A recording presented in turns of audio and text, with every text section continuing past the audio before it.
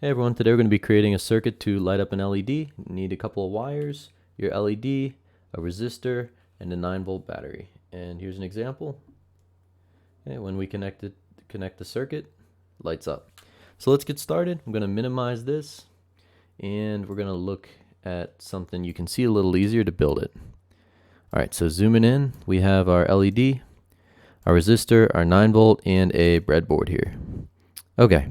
First thing is we need the LED. It's got a positive side, which is called the anode, and a negative side called the cathode. The positive side's bent.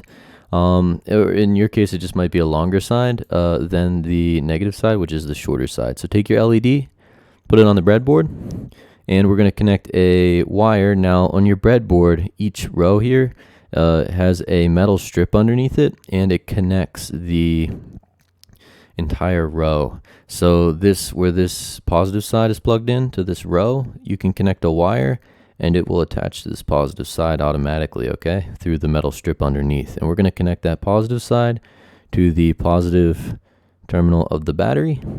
And then we're going to take our resistor. Your resistor needs to be somewhere between around 250 to 1,000 ohms. I'm going to make mine 250. And I'm going to attach it to the negative side here. Now you can attach it to either side, but for demonstration, I'm going to use the negative side. And notice it lines up with this metal strip here underneath, and it attaches to this negative.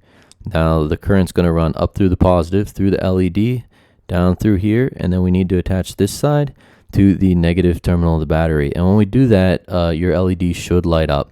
Now in my case, I'm going to have to hit start simulation. You already saw it above my head though, how I connected it to the battery in person.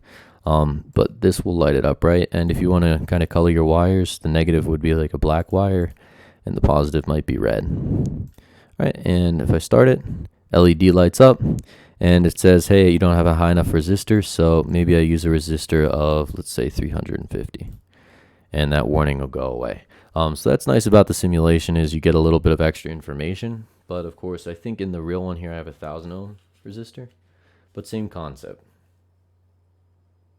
All right, so that's our first circuit, lighting up an LED. We'll see you in the next one. Thanks for watching. See you soon. Bye.